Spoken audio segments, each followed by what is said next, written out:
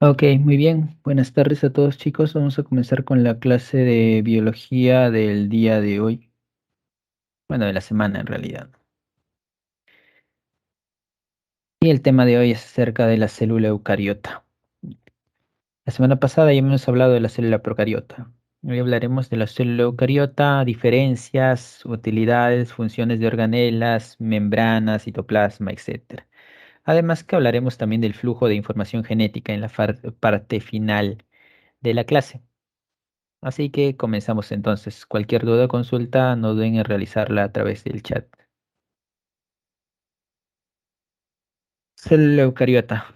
Si bien hay más, podemos hablar de protozoarios y levaduras, hongos también acá, nosotros nos vamos a enfocar en diferenciar sobre todo cuando hablemos de célula animal o célula vegetal, ¿no? Es decir, por eso célula eucariota la dividimos en estos dos tipos, animales y vegetales. Y es así en la mayoría de libros, ¿no? Ya que si queremos ser más específicos, eucariotas no son las únicas.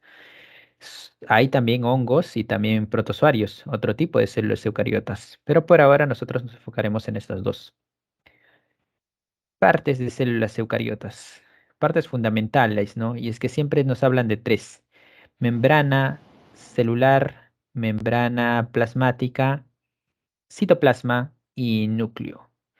Membrana plasmática que también tiene las procariotas, pero ahora sí haremos énfasis en cuáles son las funciones. Citoplasma también tenía las procariotas, pero ahora la dividiremos en dos partes, ¿no? Citosol y citoesqueleto. Y lo que hay dentro del citoplasma que terminan siendo las organelas, y acá encontraremos una gran variedad de organelas, así también como el núcleo, que debido a esa variedad de organelas, citoesqueleto y todo eso, es necesario para proteger el material genético, que resulta ser el ADN. Habiendo mencionado lo básico, pasaremos a la siguiente diapositiva. Recuerden tomarle captura a cada diapositiva, ya que ya cuando llegue al final no regresaría a las iniciales porque no suele sobrar mucho tiempo. Pasamos a la siguiente. Ok, comenzamos entonces con lo que es membrana plasmática. ¿Y la membrana plasmática, cuál es su función principal? La función principal de la membrana plasmática es delimitar a la célula, darle un límite, delimitar a la célula. Darle un límite a la misma, ¿no? De tal manera que vamos a tener espacio extracelular que es fuera de la célula y cuando te hablen intracelular, dentro de la célula, obviamente, ¿no? Y eso es debido a la membrana. Otra función de la membrana es el transporte. Es que la célula no significa que sea un componente o un compartimento cerrado, sino que van a ingresar sustancias y van a entrar sustancias, van a ingresar sustancias y van a salir sustancias. Sustancias como cuáles: oxígeno, dióxido de carbono, sodio, agua, glucosa, lípidos, proteínas. Es un constante transporte de este tipo de moléculas en la célula, ¿no? Y eso se logra gracias a quién, gracias a la membrana. Y veremos precisamente qué reglas o qué tipos de transporte hay en base a ello como tal. Estas son las funciones principales, ¿no? Delimitar a la célula y el transporte que hay a través de la célula, ¿no? De eso se encarga la membrana. Ahora, hay algo conocido como modelo mosaico fluido. ¿Y eso qué significa? Bueno, hay dos científicos ya hace varias décadas conocidas como Singer y Nicholson, que lo que hicieron fue construir un modelo de membrana.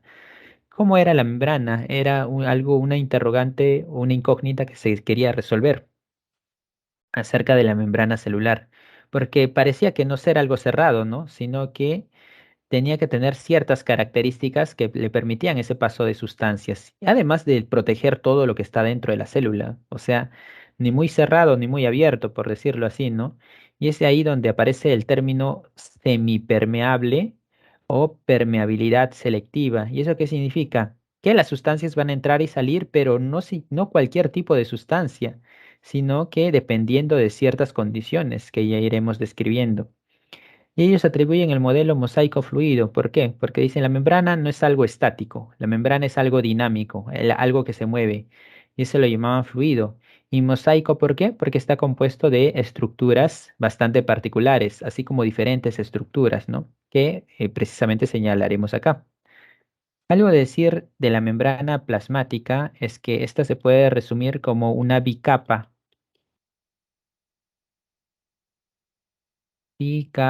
de fosfolípidos.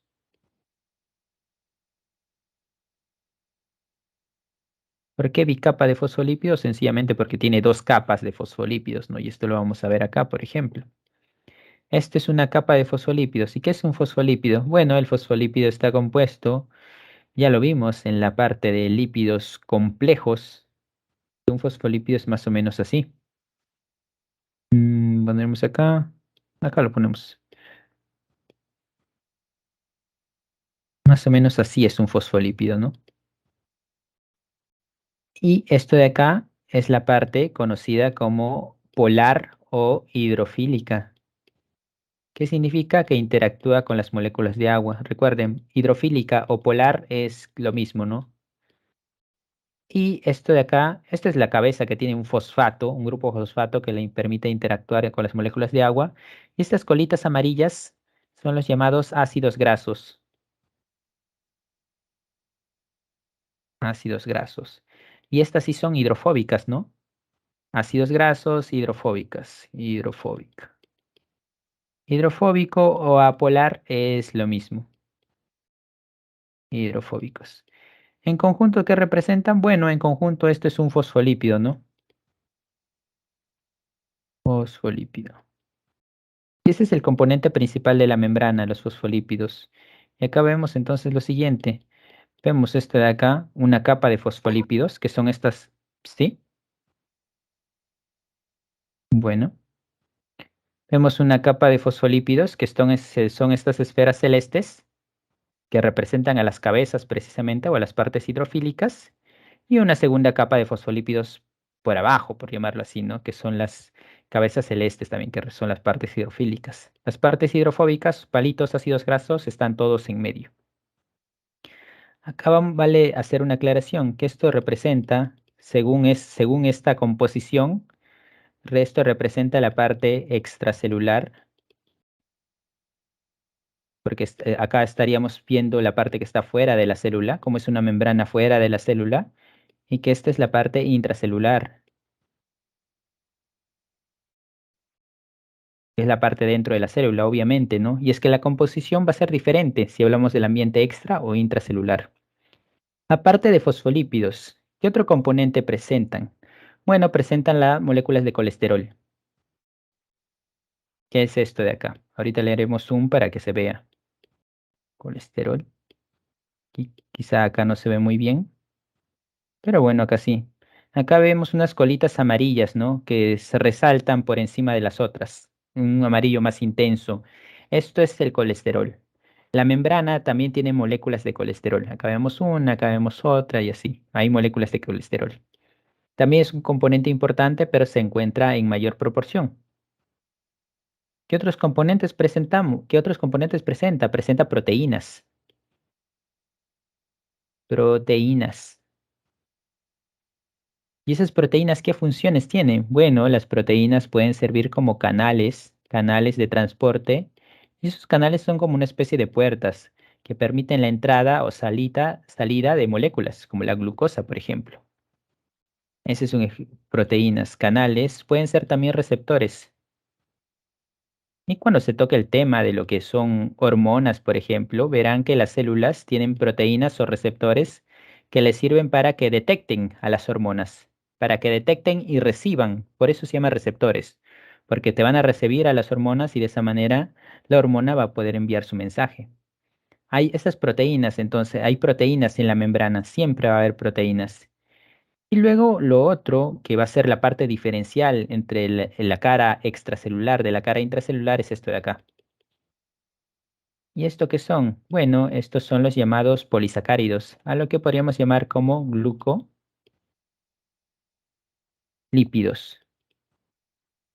¿Y por qué lo llamamos como glucolípidos? Bueno, son polisacáridos que están pegados. ¿Pegados a qué? Pueden estar pegados a proteínas o pueden estar pegados a los lípidos. ¿Cómo se les llama si están pegados a las proteínas? Bueno, las llamamos glucoproteínas. Ahora, ¿cómo se llama si están pegados a los lípidos? Los llamamos glucolípidos. Gluco deriva del término glucosa, ¿no? Y es que son polisacáridos. Todos estos amarillos son polisacáridos y están pegados a la membrana, ¿no? Por eso se llama glucolípidos o glucoproteínas. Ahora, este conjunto tiene un nombre. Es el conjunto de polisacáridos y ese conjunto nosotros lo conocemos como glucocálix. Glucocálix. Y ese glucocálix va a estar en la cara externa de la célula. Es por eso que solo lo vamos a encontrar en el medio extracelular. ¿Cuál es la función del glucocálix? Reconocimiento. ¿Reconocimiento de qué? Reconocimiento para que otra célula pueda reconocer a esta célula. Ese reconocimiento, ¿no? Este es como la huella digital de la célula, por llamarla así. Reconocimiento y también adhesión, para que pueda pegarse a otra célula, y en algunos casos es necesario. Esa es la función del glucocálix. Algo a remarcar acá es que el glucocálix es propio solamente de células animales. Animales. En las células vegetales no vamos a encontrar glucocálix. ¿Por qué? Porque la membrana está cubierta por algo llamado pared celular. Es por eso que la glucocálix solo lo vamos a encontrar en células animales. No es una organela, no es una membrana, nada de eso. Recuerden, el glucocálix solamente es polisacáridos, los polisacáridos que se encuentran fuera de la membrana, en función de reconocimiento y función de adhesión. ¿Hasta ahí hay alguna pregunta? Si no, continuamos.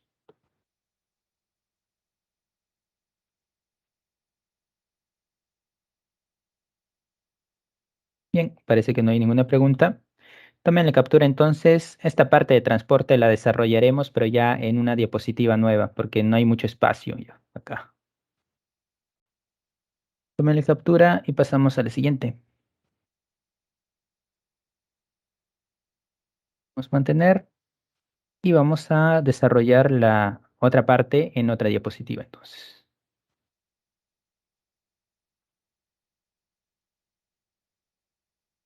Sobre esto también.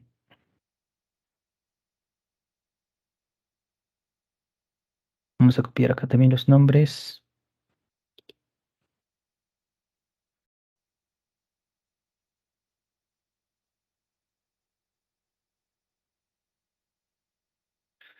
Ya, lo vamos a desarrollar en una diapositiva nueva para tener más espacio donde escribir. Ahora hablaremos entonces de lo que es el transporte. Bien, hablaremos de lo que es el transporte, entonces, la función principal de la membrana, ¿no? ¿Cómo pasan las sustancias? Si es que no pasa cada sustancia por donde quiera, ¿no? Sino que hay una regla, más o menos reglas o leyes que se obedecen o se mantienen en el paso de sustancias. Para empezar, veamos lo siguiente. Oxígeno, hay tres fases, ¿no? Primero, las moléculas más pequeñas. Las moléculas más pequeñas se basan en un movimiento llamado difusión. Y esa difusión va a obedecer a algo llamado ley de gradientes. Y ahora hablaremos precisamente de eso, de la famosa ley de gradientes. Y eso pasa con así se mueve, por ejemplo, el oxígeno, se va a mover el dióxido de carbono, se van a mover las sales y las sales se van a mover con el agua, en base a la difusión, moléculas bastante pequeñas, ¿no? Y osmosis, bueno, se puede decir que es lo mismo, pero la cosa que es osmosis se especifica en el transporte de agua. Es decir, cuando te dicen osmosis es agua necesariamente, ¿no? Con osmosis no es oxígeno, por ejemplo, ¿no? Oxígeno es difusión. Osmosis es una palabra específica para transporte de agua, de agua. Entonces, ¿qué ocurre con esta ley de gradientes? Bueno, la ley de gradientes te indica algo. Te indica, por ejemplo, que si acá tenemos una célula y acá tenemos varias moléculas, y acá vamos a poner varias, y acá tenemos pocas moléculas de esa misma, puede ser oxígeno, puede ser dióxido de carbono, puede ser lo que sea. Entonces, la ley de gradientes te indica lo siguiente, que esto va a tender que obligadamente a ir hacia el equilibrio. ¿Y qué es el equilibrio? Bueno, el equilibrio es 3, 4, 5, 6, 7, acá vamos a poner 8.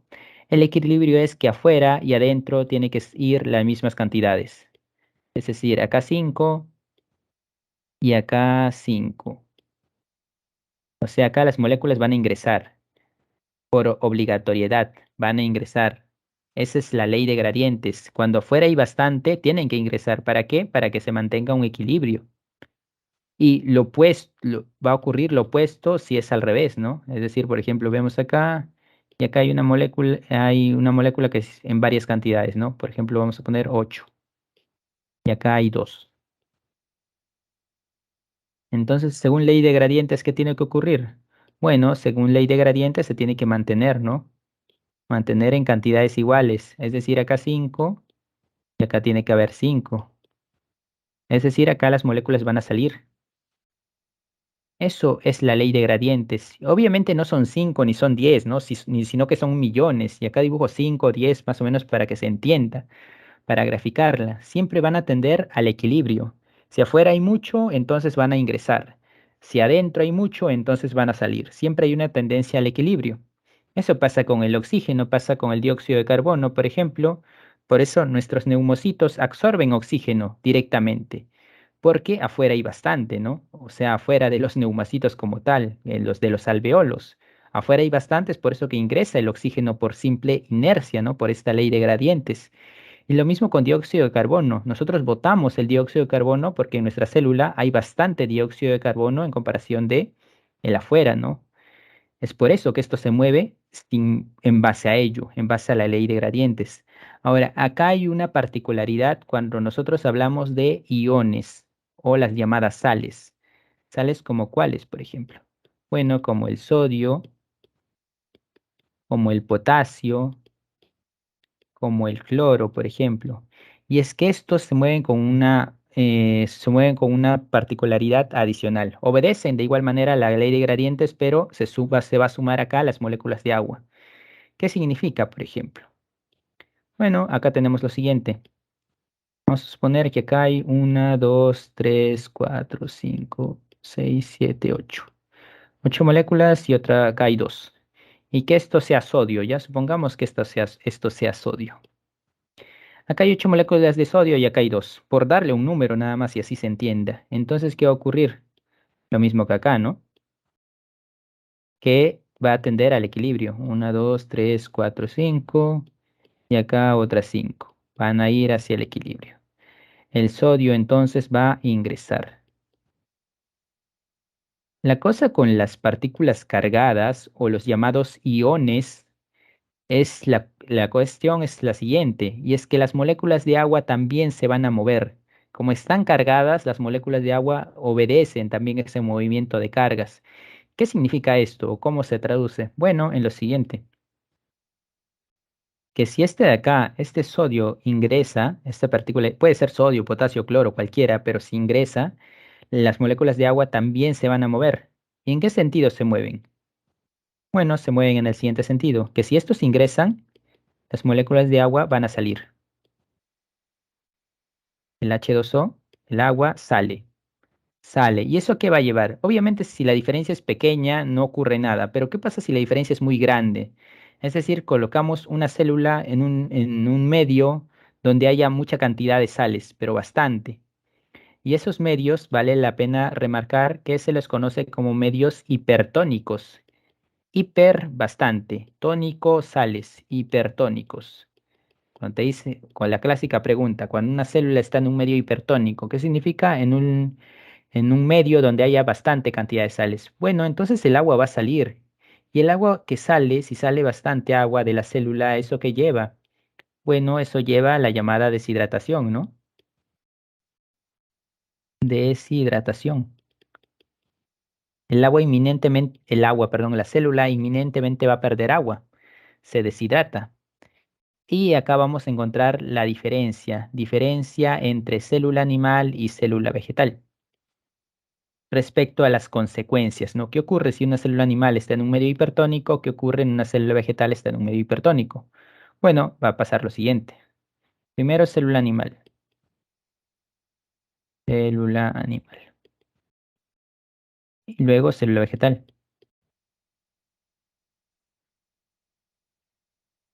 Bueno, cuando una célula animal se deshidrata, esta va a perder la forma y se va a convertir como si fuera una pasa. ¿Por qué? Porque, bueno, la que ayuda a la forma de la célula es el citoplasma, ¿no? Y el citoplasma en gran medida está formada por agua. Es por eso que se va a deshidratar, va a perder agua y va a perder la forma también. Cuando una célula animal se deshidrata hasta este punto, a eso nosotros lo conocemos como crenación. Crenación. ¿Y eso dónde ocurre? Cuando hay muchas sales al alrededor, ¿no? Y ahora sabemos por qué. Porque las sales van a ingresar obedeciendo la ley de gradientes y el agua va a salir. Por eso se deshidrata. Ahora, ¿qué ocurre con la célula vegetal? ¿Va a pasar lo mismo? Y sí, va a pasar lo mismo, solo que la consecuencia va a ser distinta. Porque la célula vegetal tiene algo llamado pared celular. La pared celular es que está formada por un polisacárido llamado celulosa. ¿Y eso qué significa? Bueno, que la pared celular va a estar totalmente, va a evitar que la célula pierda su forma. Pero la célula de todas maneras va a perder agua. ¿Y dónde va a dañar eso? Eso va a dañar al nivel del citoplasma de la célula vegetal. El citoplasma de la célula vegetal va a verse dañada. La forma no la va a perder porque la pared celular la mantiene. Es por eso que no vamos a usar el mismo nombre, crenación, sino usamos otro nombre. ¿Ese nombre cómo se le llama? Como el citoplasma pierde la forma y es el que va a verse afectado, eso lo llamamos plasmo de citoplasma, plasmolisis. Lisis es degradación, ¿ok? Lisis es cuando algo se degrada y en este caso es el citoplasma de la célula vegetal. En ambos casos las células mueren, obviamente, y nosotros observamos la consecuencia, ¿no? Crenación y el otro por plasmólisis. Ese es en este caso, medio hipertónico. Ahora, ¿qué va a suceder en lo opuesto? Por ejemplo, tenemos acá la célula y tenemos igual, ¿no? Sin baja cantidad de sales. Y acá adentro ponemos alta cantidad de sales. 5, 6, 7, 8. Lo mismo que acá, ¿no? Por ley de gradientes, las sales van a salir. Y ahora, ¿qué ocurre con las moléculas de agua? Lo mismo, las moléculas de agua van a ingresar. Lo opuesto que acá. Acá se iban y acá ingresan. Es decir, el movimiento opuesto siempre a las sales. E ingresan las moléculas de agua.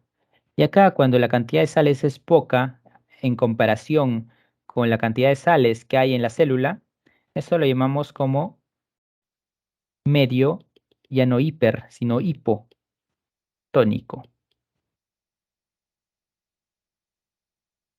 Y lo mismo, ¿no? Acá la célula va a tender al equilibrio. 1, 2, 3, 4, 5. Y acá 1, 2, 3, 4, 5. Así también va a haber efectos, tanto en célula vegetal y célula animal, y los defectos van a ser diferentes. ¿Por qué? Por la misma razón que acá, por la pared celular. ¿Qué ocurre en una célula animal entonces? Una célula animal se va a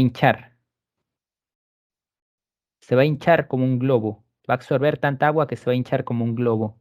Ahora, que absorba agua excesiva o que pierda agua excesiva sigue siendo perjudicial para la célula animal.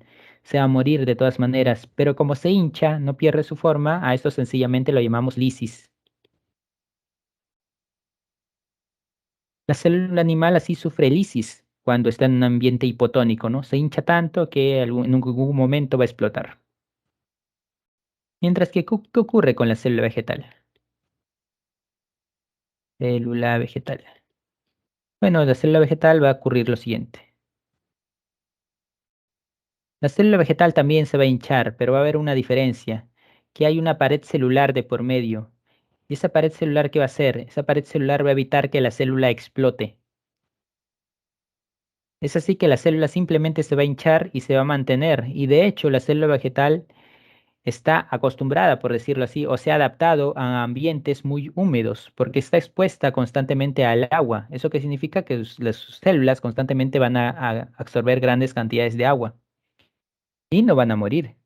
Entran en un fenómeno conocido o denominado turgencia.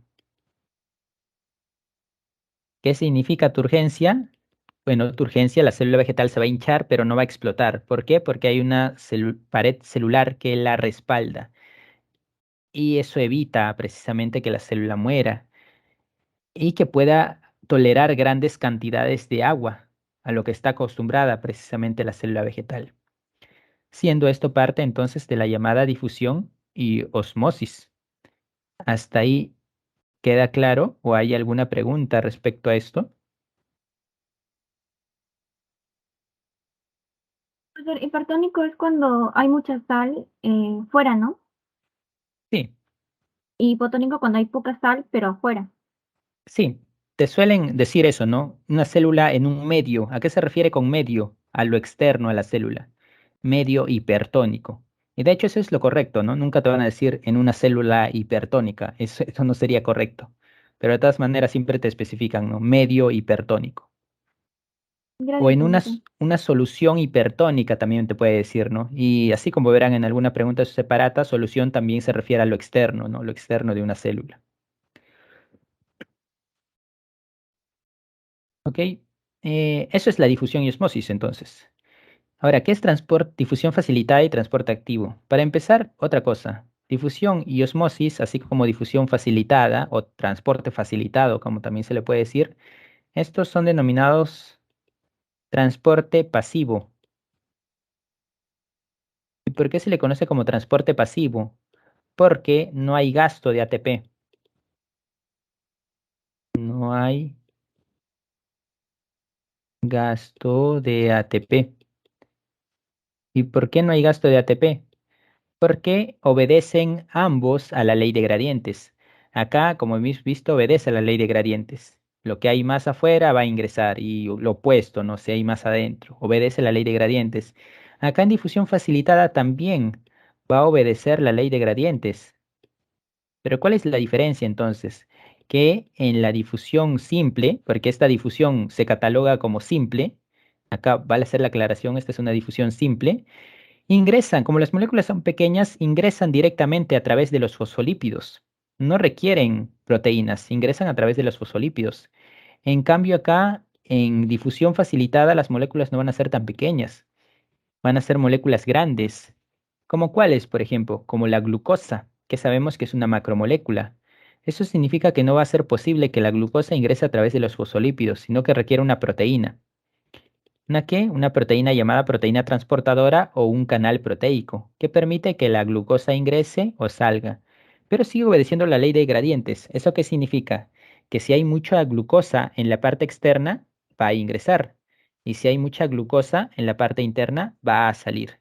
Obedece de igual manera la ley de gradientes, ¿no? Esa es la difusión facilitada, donde, como obedece la ley de gradientes, no hay gasto de ATP. Los dos tipos, difusión simple y facilitada, son tipos de transporte pasivo. ¿Qué ocurre con el transporte activo? Como sabrán, es lo opuesto, ¿no? ¿Qué significa esto? Que acá sí hay gasto de ATP.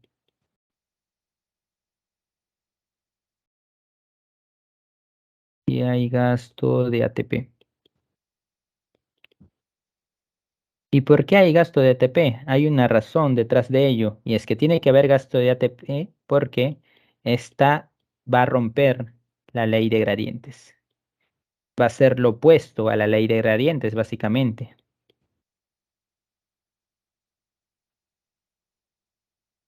Y esto lo vamos a ver bien claro con la llamada o más conocida bomba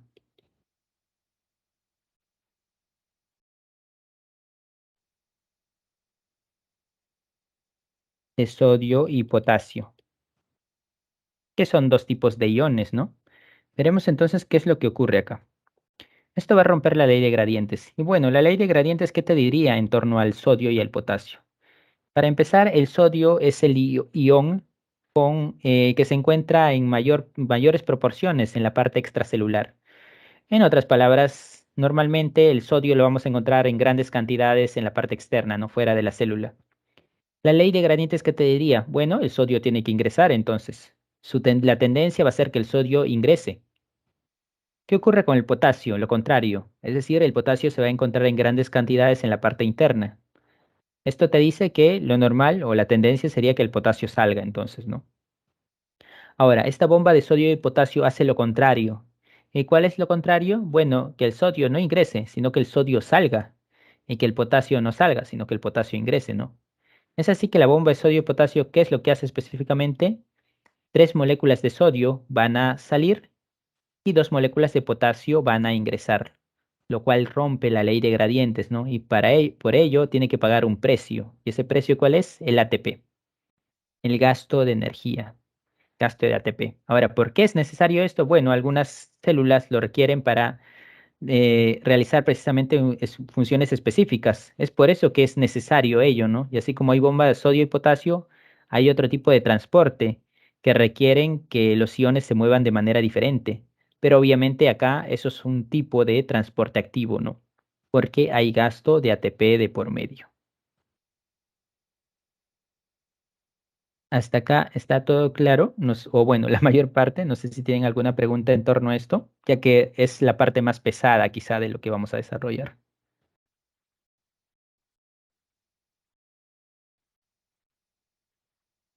Profesor, ¿puede volver a repetir, por favor, la difusión facilitada?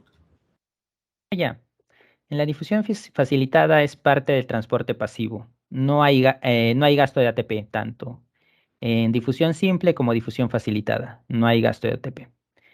Entonces, ¿por qué se diferencia de la difusión simple? Bueno, en difusión facilitada son moléculas más grandes, como cuáles, como la glucosa, por ejemplo, ¿no? ¿Y eso qué indica? La glucosa no te va a atravesar directamente los fosfolípidos, sino que requiere de algo que le ayude. Por eso se llama facilitada, algo que facilite el ingreso o salida. ¿Y ese algo qué es? Proteínas. La difusión facilitada se guía de proteínas para la salida o ingreso de algo, ¿no? De esa manera, la glucosa va a ingresar o va a salir a través de proteínas. Esa es la difusión facilitada. Claro está que acá obedece en difusión facilitada también la ley de gradientes, ¿no? ¿Eso qué significa? Si hay mucha glucosa en la parte externa, va a ingresar. Si hay mucha glucosa en la parte interna, va a salir, ¿no? Esa es la diferencia con difusión simple, ¿no? Usan proteínas y son moléculas más grandes. Gracias, Profesor, profe. ¿podría explicar el gráfico de la bomba de sodio y potasio? No entendí muy bien. Oye, bomba de sodio y potasio parte de lo que es el transporte activo. Transporte activo, ¿qué significa? Que hay gasto de ATP. Bueno, ¿por qué hay gasto de ATP? Para empezar, veamos lo siguiente. El sodio es la molécula que se encuentra en mayores cantidades en la parte externa de la célula. Y el potasio es la molécula que se encuentra en mayores cantidades en la parte interna.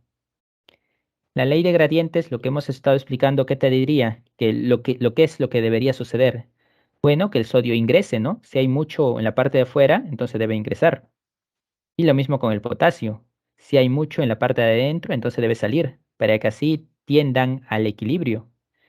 Pero ¿qué hace esta bomba de sodio y potasio? Hace lo contrario. ¿Eso qué significa? El sodio no va a ingresar. La bomba de sodio y potasio hace que el sodio salga. ¿Cuánto? 3 moléculas de sodio. Y a su vez hace que el potasio entre, es decir, lo contrario a lo que normalmente, entre comillas, debería ocurrir. Como hace lo contrario, lo opuesto a la ley de gradientes, esta bomba sodio y potasio, que acaba de recalcar es esta figura roja de acá, salen 3 moléculas de sodio y salen 2 moléculas de potasio, eso implica entonces que tenga que gastar energía. ¿Por qué? Porque está rompiendo la ley de gradientes como tal, ¿no? Va a haber gasto de ATP por ello, ¿no? Y eso es algo que a veces requiere realizar la célula en base a gasto de energía, ¿no? Hacer lo que normalmente no debería ocurrir. Profesor, ¿esa cosa roja es una proteína integral? Sí, esa es la bomba Mm. sodio y potasio, ¿no? En este caso está sí, debería especificar, está plegada a la membrana. Esta es la membrana celular, ¿no? Y esta es la parte externa, esta es la parte interna, ¿no? Acá, ¿qué es lo que hace? Que 3 átomos de sodio salgan y 2 átomos de potasio ingresen, ¿no? Lo cual no deberías, rompe la ley de gradientes, ¿no? Esto que te dice, hay mucho sodio afuera, ¿por qué van a ingresar? Bueno, el bombo de sodio y potasio le da igual y hace que salgan, ¿no? Que salga más sodio y acá que ingrese más potasio. Gracias, profesor, ya entendí. Vale. Pasamos a la siguiente. No se olviden de tomar captura, por favor.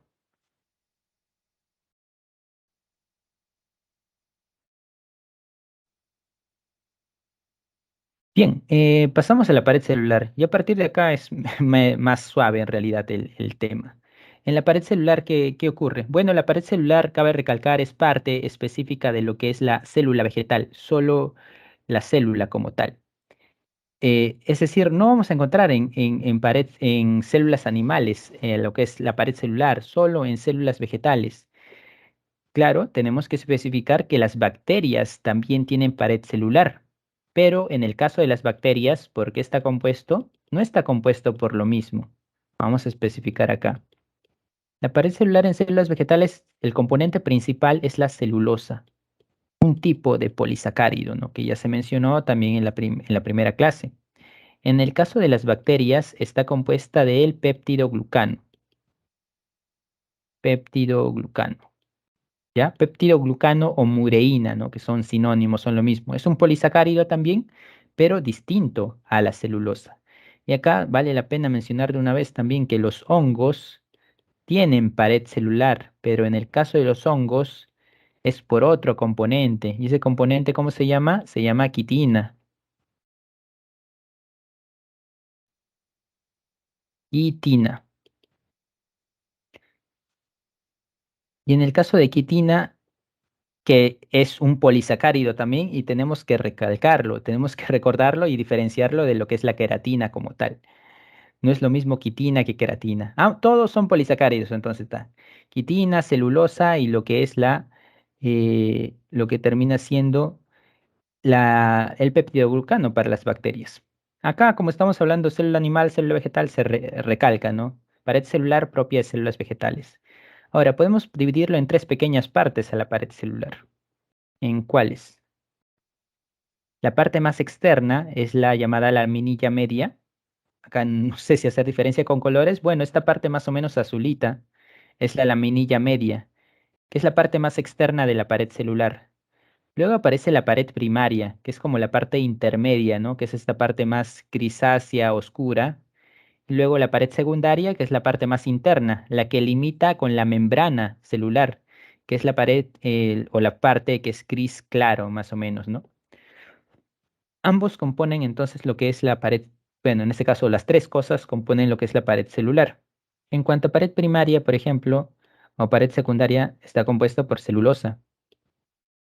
Todos están compuestos por celulosa, ¿no? Solo que este es el componente principal más o menos de cada uno. En el caso de pared primaria vamos a encontrar otro llamado hemicelulosa, porque por si alguna vez lo leen por ahí o por si les preguntan. Hemicelulosa. Y en el caso de la minilla media encontrarán la llamada lignina.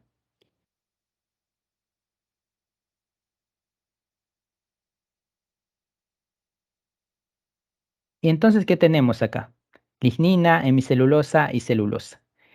Estos son componentes de lo que es la pared celular como tal. La pared celular que delimita a las células vegetales. Y en el caso de las células vegetales, como pared celular nos pueden a veces confundir, ¿no? Porque acá hemos hablado de la membrana, y bueno, la membrana va a haber una parte externa e interna, ¿no? Pero en el caso de células vegetales, esta parte externa va a ser muy diferente. ¿Por qué? Porque la pared celular está pegada acá a la membrana. Entonces, ¿cómo hace? En el caso de las plantas es un poco distinto. El dispositivo de transporte de nutrientes, lo que es el transporte de estos y otras cosas. Es así que la pared celular requiere un puente para que se transporten sustancias entre célula y célula. ¿Cómo se llama ese puente? Ese puente se llama plasmodesmo. Y su función principal es el transporte, ¿no? Transporte. Transporte como tal, entre célula y célula. Y así las células vegetales se transportan sustancias, ¿no? Y en forma de tejidos. Bien. No hay mucho más que decir acerca de la pared celular, así que pasamos a la siguiente diapositiva.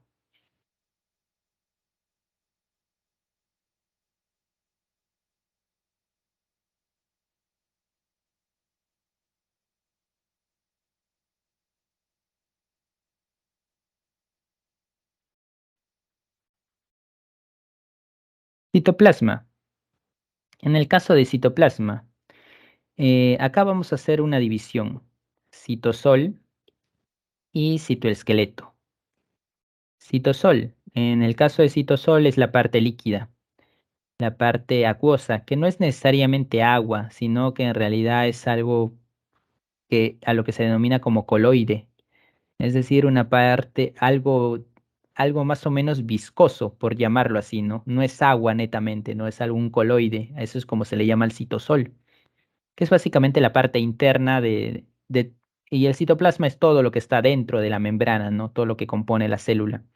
Solo que el citosol es la parte líquida, ¿no? El coloide. Y en el caso del citoesqueleto, el citoesqueleto podríamos decir que es la parte sólida, o también podríamos decir que es la parte proteica.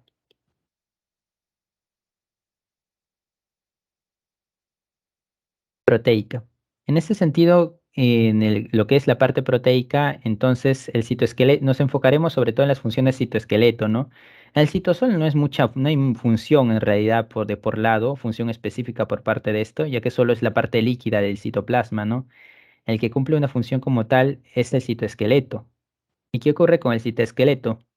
Bueno, esto es como para desmitificar un poco algo. Y es decir, a nosotros siempre nos dibujan la célula y con sus múltiples organelas, ¿no? Y parece que las organelas es como si estuvieran flotando y esto fuera como un océano, ¿no? Y todo estuviera flotando ahí. Y no es así en realidad, ¿no? No es nada está flotando en la célula, sino que en la célula todo tiene un orden, todo tiene un punto en el cual se va a encontrar, una ubicación. Cada organela tiene una ubicación.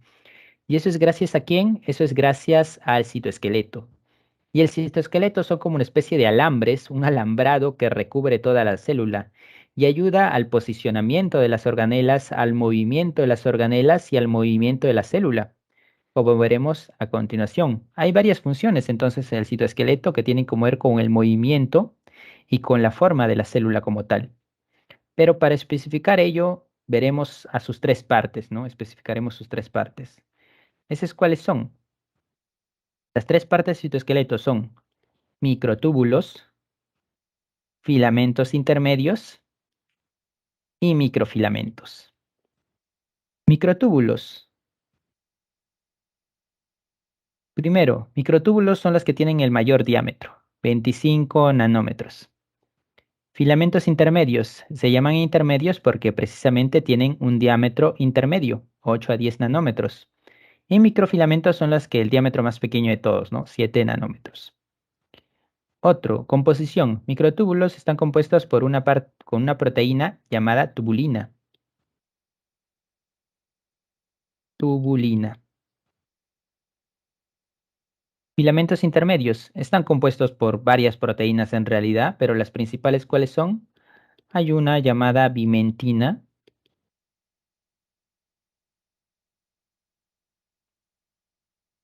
y hay otra llamada queratina.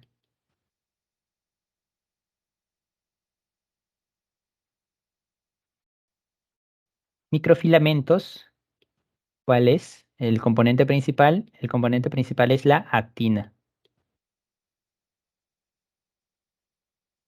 Funciones. ¿Cuáles son las funciones de los microtúbulos? Bueno, en el caso de los microtúbulos, nosotros debemos decir que conforman algo denominado cilios y algo denominado flagelos.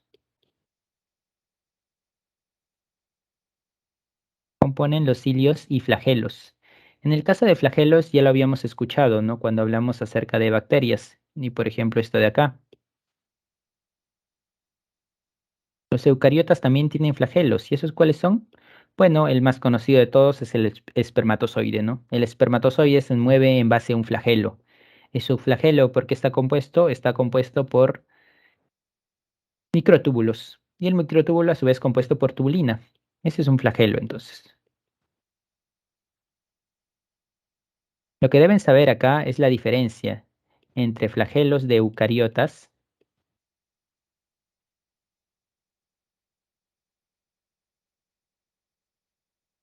y de procariotas. La función es la misma, locomoción, ¿no? Para moverse, para que la célula se mueva. La diferencia es la composición. Los flagelos de eucariotas, ¿por qué proteína están compuestas? Por la tubulina, ¿no? Tubulina, por si alguna vez le preguntan, y creo que alguna vez fue pregunta de examen de admisión también. En cambio, el flagelo de los procariotas no está compuesta por tubulina, está compuesta por una proteína denominada flagelina.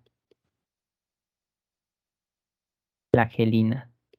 Son muy similares los flagelos de eucariotas y procariotas, pero la composición es diferente. En cuanto a cilios, ¿qué son los cilios?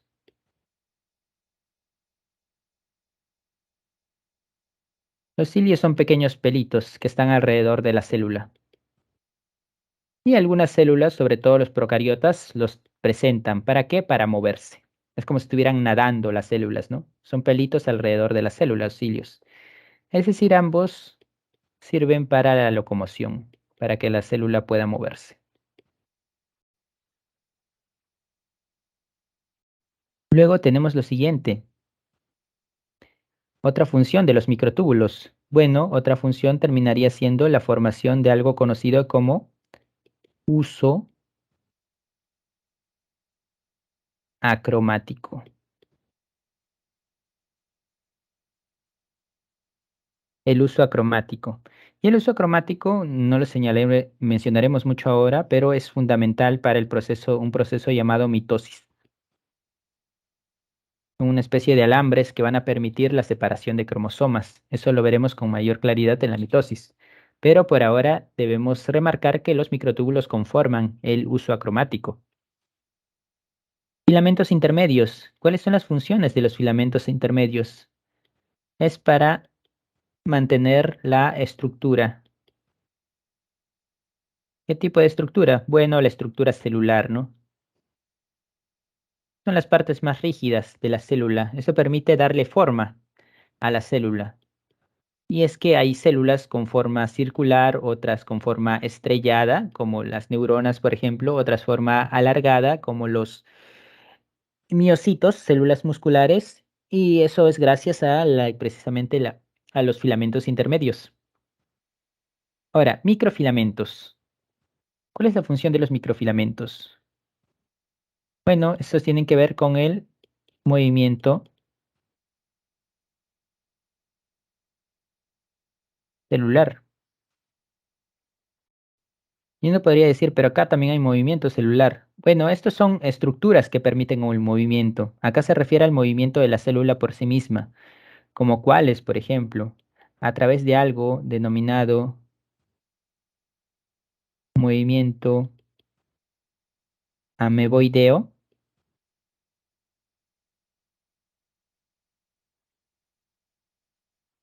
y a través de algo denominado ciclosis.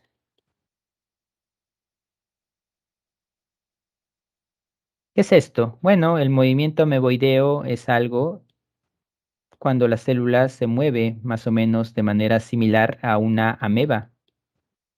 Por eso se llama ameboideo, similar a una ameba. Es que una célula puede ser circular y luego puede más o menos cambiar su forma así y arrastrarse como si fuera un gusano, y de hecho como lo hacen las amebas, ¿no? Es que se arrastran. Y esto es precisamente lo que hacen algunos leucocitos, movimiento ameboideo. ¿Y cómo es que cambia la forma? ¿Cómo cambia forma circular a este tipo de forma? Bueno, gracias precisamente a los microfilamentos, ¿no? Que conforman la estructura, pero estos son los más moldeables. Cambian su forma de tal manera, se desarman de tal manera que la célula puede cambiar de forma. Ahora lo otro, ciclosis. ¿Y qué es ciclosis? Bueno, ciclosis es cuando la célula gira. Ciclo precisamente, ¿no? Ciclosis, la célula empieza a girar. Célula empieza a girar. Eso es ciclosis. Y de eso se encarga precisamente los microfilamentos. ¿Hasta acá hay alguna pregunta? Si no, ya pasamos a la siguiente diapositiva.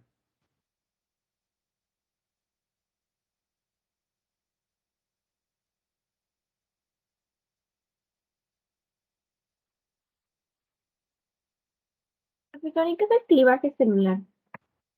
¿Cómo? ¿Qué es el clivaje celular y tixotropía? En el caso de clivaje celular es cuando la célula va a dividirse en dos antes de la mitosis. Y en el caso de tixotropía, bueno, el tixotropía es un término, no sé si lo seguirán usando, pero es un término antiguo que se refiere a la célula. Y es en el cual pasamos de lo que es el citosol a que es el citogel. ¿Qué significa esto? Bueno, de parte líquida lo pasamos a la parte sólida, ¿no? Y es que la célula puede cambiar de forma de tal manera que en un estado que, por ejemplo, esto sea citosol, se cambie a citogel. ¿Y citogel qué es? Bueno, un cambio de forma total, ¿no? En el cual le permite, por ejemplo, esta clase de movimientos, movimiento ameboideo, ciclosis.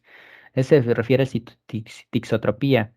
en el cual puede cambiar la composición, el citoplasma precisamente, cambiando de parte líquida a parte sólida. ¿Gracias a quién? Gracias a estos dos compuestos precisamente. Citosol, que es la parte líquida, y citoesqueleto, que es la parte proteica. En cuanto a clivaje, no he escuchado esa palabra, pero supongo que se referirá a cuando la célula se divide.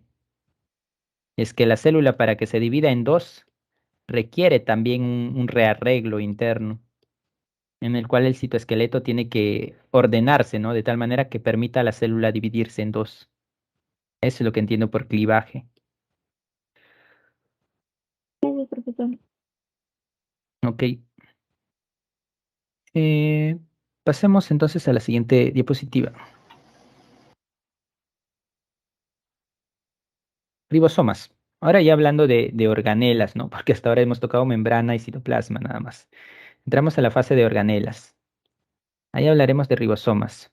Función de los ribosomas. Síntesis de proteínas. Esa es la función de los ribosomas. Y cualquier tipo de célula, sin importar si sea procariota o eucariota, tiene ribosomas. Porque las proteínas son fundamentales para todas, ¿no? ¿De qué se componen los ribosomas? Los ribosomas están compuestos de ARN, ARN ribosomal. Por eso se llama ARN ribosomal, porque están en los ribosomas. Y está compuesto también de proteínas.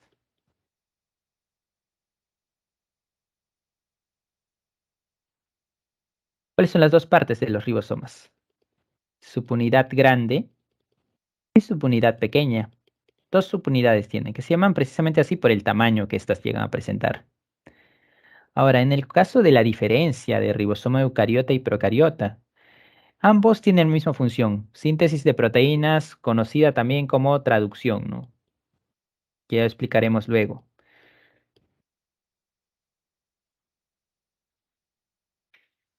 La misma función, pero la diferencia es a nivel de subunidades. Las subunidades no son las mismas.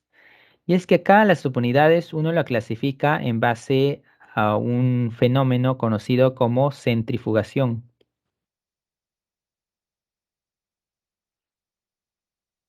Y la centrifugación es un método que se usa en los laboratorios, ¿no? En los cuales puede clasificar a las subunidades o a moléculas pequeñas, ¿no? Organelas pequeñas en este caso. De tal manera que, por ejemplo, la subunidad menor la clasifica con 40S. Y es por eso que recibe ese nombre, 40S. Es un término, parámetro netamente de esto, ¿no? De la centrifugación. A la subunidad mayor lo clasifica como 60S. Y recibe un valor menor que va acorde del tamaño, ¿no? Pero está más o menos relacionado con el tamaño. Ahora, la cuestión es la siguiente, que al ribosoma completo también lo clasifica, pero ¿qué valor le da? Uno podría pensar que si esto es 40 y esto es 60, entonces el valor completo va a ser 100, pero no es así, sino el valor que le da es 80, 80S. Y esto lo menciono para que no haya confusiones si alguna vez se pregunta, ¿no? ¿Cuál es el valor completo del ribosoma eucariota? Y uno podría confundirse que es la suma, pero no es la suma. 40, 60, 40 menor, 60 mayor y el completo es 80. Y acá es donde está la diferencia con el procariota, ¿no? En el que procariota es 70, 70S, no es 80. Y acá de igual manera, la subunidad menor es 30S y la subunidad mayor es 50S. Estas son las diferencias, ¿no? Y esto igual, ¿no? Termina derivando de lo que es la centrifugación. Estas son las diferencias principales y lo que vale la pena recordarnos al menos. El resto no. Estos valores sobre todo, ¿no? Respecto a ribosoma eucariota y ribosoma procariota. Sobre todo estos dos principales, ¿no? Del ribosoma total. 80S para eucariota y 70S para procariota. Pasamos a la siguiente diapositiva.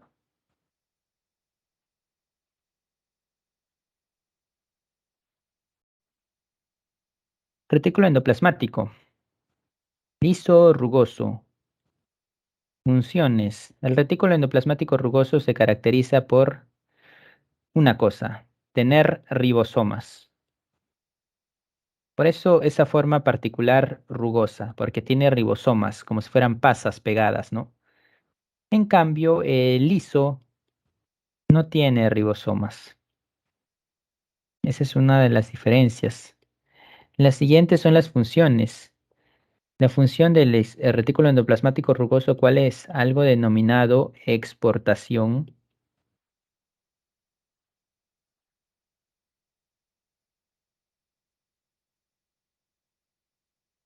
de proteínas.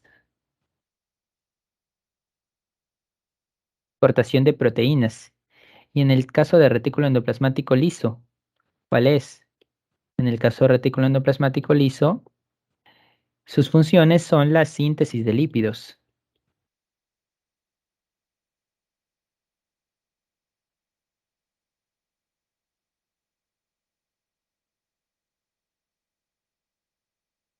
Síntesis de lípidos es una de las funciones. Y podemos asociarlo, ¿no? Lisolípidos, para tratar de acordarnos con ello, ¿no? Lisolípidos.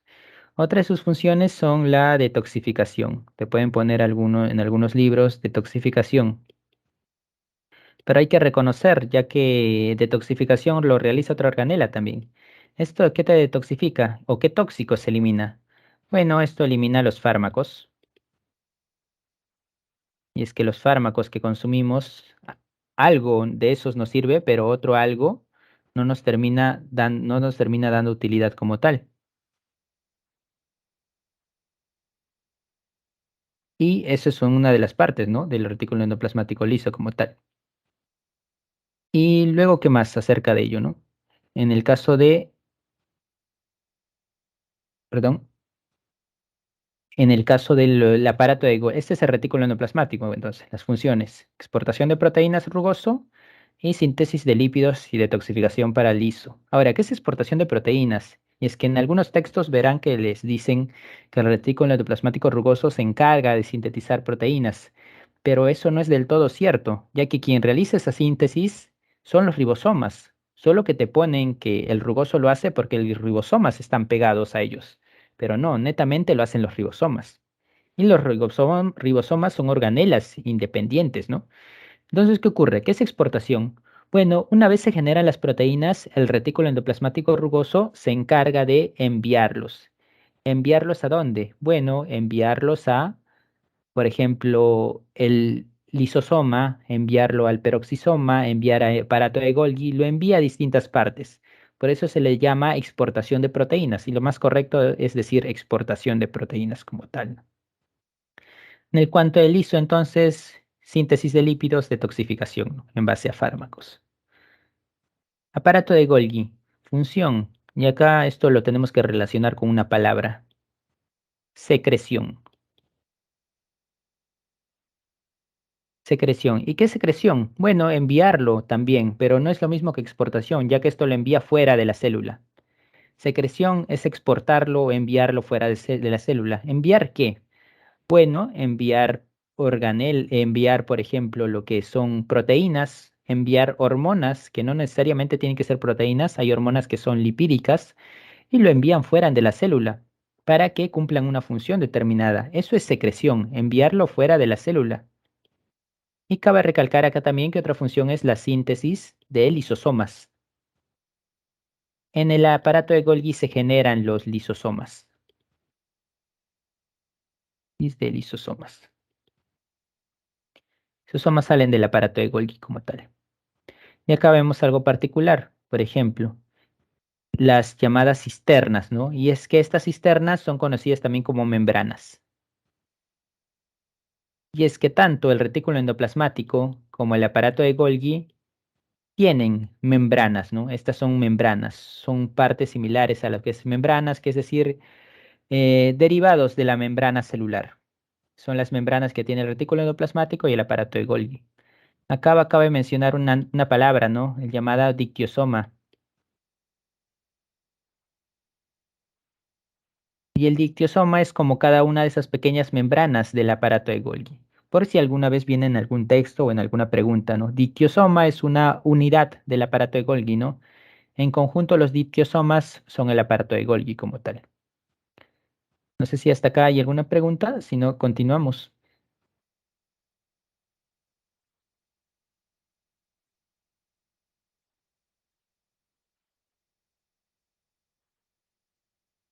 Profe, disculpe, la exportación de proteínas, entonces, ¿a dónde envía las proteínas? El retículo endoplasmático. Acá podemos poner esto para, perdón, fuera no, dentro de la célula. Dentro de la célula les envía, es decir, a distintas organelas, ¿no? Peroxisomas, lisosomas, a esos lugares. Los envía a otros lugares, a las proteínas, ¿no? Pero dentro de la célula. Y acá, a diferencia de la secreción, podríamos decir que los envía fuera de la célula. Fuera de la célula. Esa quizás es una de las diferencias entre esto, ¿no? Exportación los envía a otros lugares, pero dentro de la célula. En cambio, secreción fuera de la célula como tal. Además que acá también vale casi se me pasa, en la secreción funcionan unas pequeñas medios de transporte y esos medios de transporte se llaman vesículas, que se denominan vesículas de transporte. Entonces, ¿qué ocurre? Acá, por ejemplo, un aparato de Golgi puede encargarse de en esta vesícula encerrar una proteína o una hormona, que puede ser proteína o lípido, y lo envía a otra célula, ¿no? Y esta es una vesícula de transporte, ¿no? Donde va a ir esa molécula y lo va a enviar a un lugar lejano, ¿no? Fuera de la célula. Cambio exportación lo envía dentro de la célula, a otras organelas. Profesor, ¿eso también sería llamado exocitosis? ¿O es diferente? Sí, exocitosis, sí, precisamente, aparato de Golgi hace eso. Exo fuera, ¿no? Cito, célula, afuera de la célula, ¿no? Gracias, profesor. Bien, pasamos a la siguiente entonces. Y acá es donde veremos precisamente esa palabra. Lisosomas, peroxisomas y vacuolas. Comenzamos con lisosomas. Función principal de los lisosomas, digestión.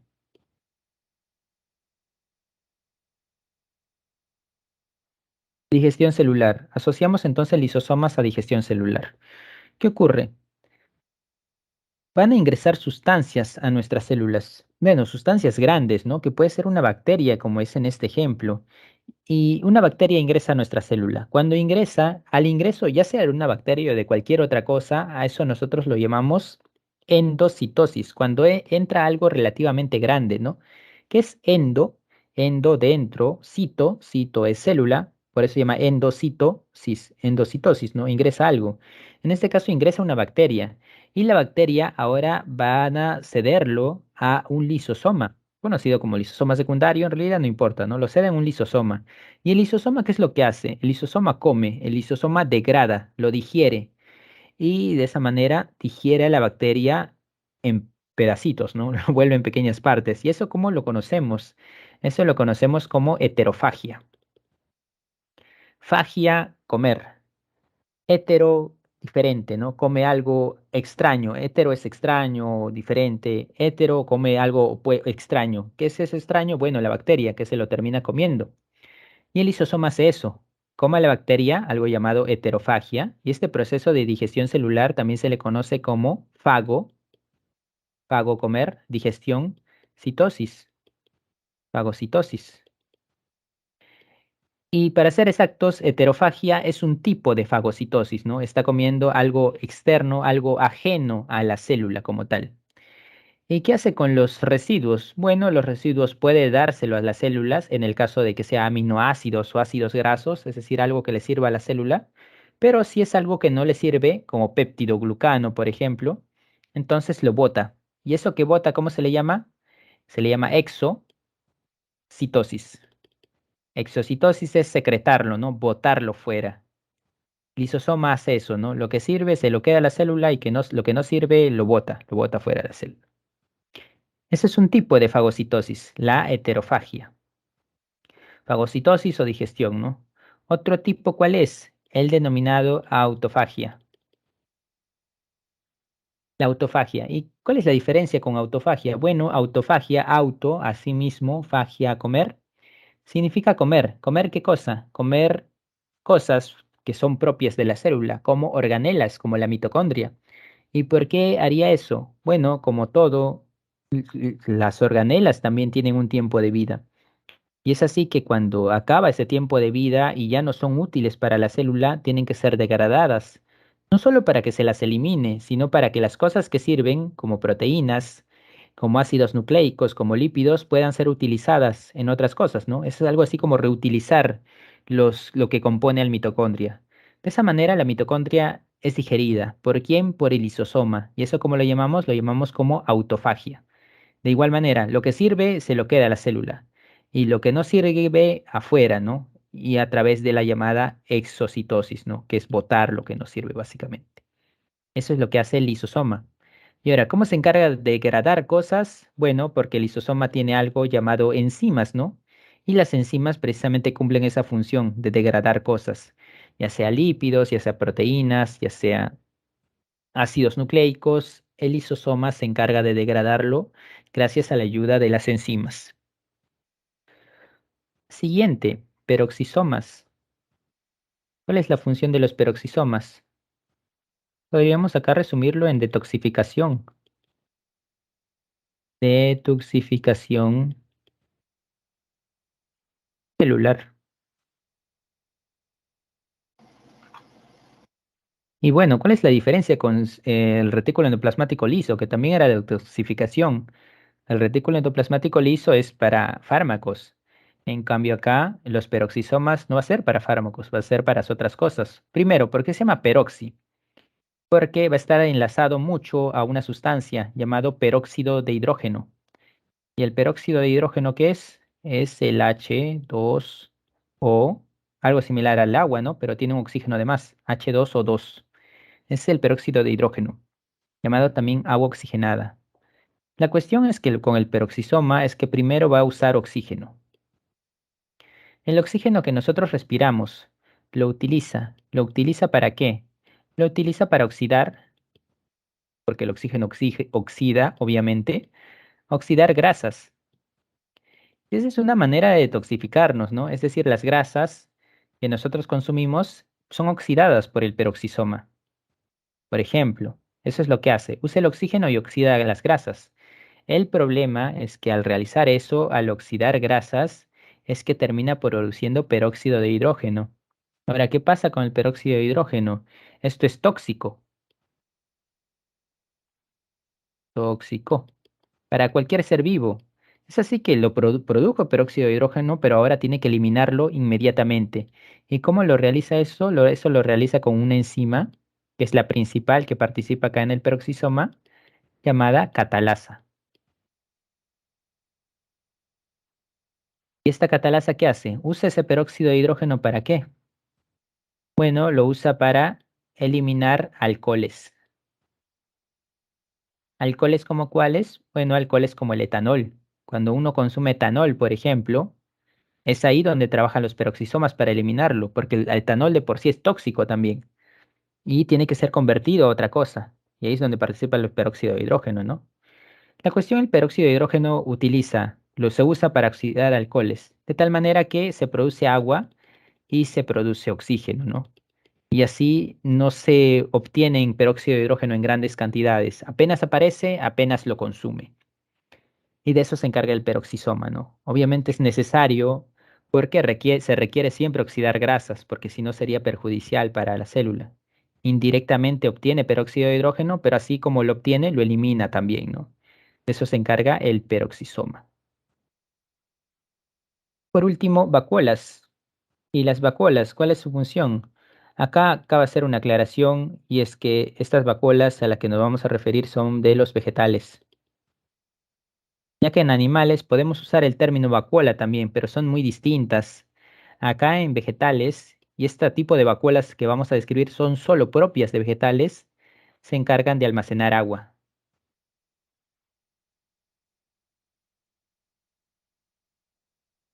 La función de los vacuolas de vegetales es almacenar agua, pero no almacenar poca agua, sino almacenar agua en grandes cantidades, como se observa en la imagen, ¿no?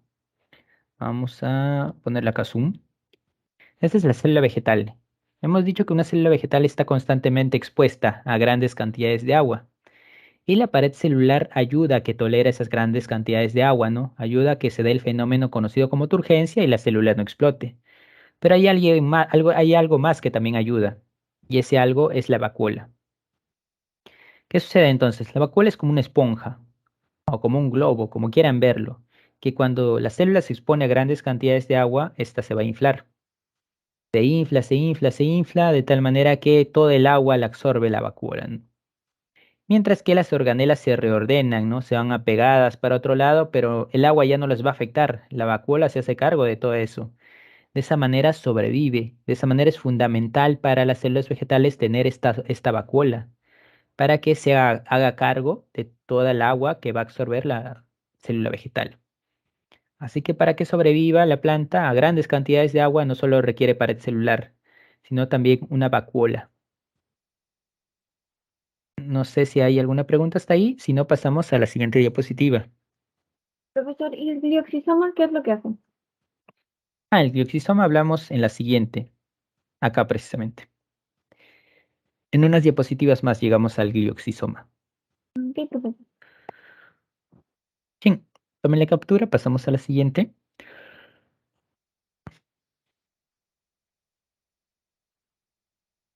Ok. Plastidios.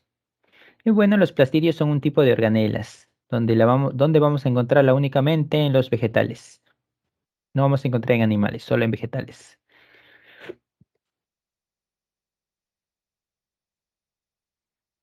Y en plastidios vamos a encontrar variedad. Variedad como cuáles, como estas de acá, por ejemplo. Es que tenemos la siguiente. A partir de algo llamado proplastidio, que pro es como el plastidio inicial, por decirlo así, se van a generar varios tipos de plastidios. Pues estos podemos clasificarlos en cromoplastos y leucoplastos. ¿Cuáles son los cromoplastos? Estos de acá, ¿no? Estos son cromoplastos. Y estos son los leucoplastos. ¿Cuáles son las funciones de cada uno? Bueno, entre cromoplastos, el que va a destacarse de todos va a ser el cloroplasto. Y el cloroplasto, ¿cuál es su función principal? Bueno, la función principal es la fotosíntesis.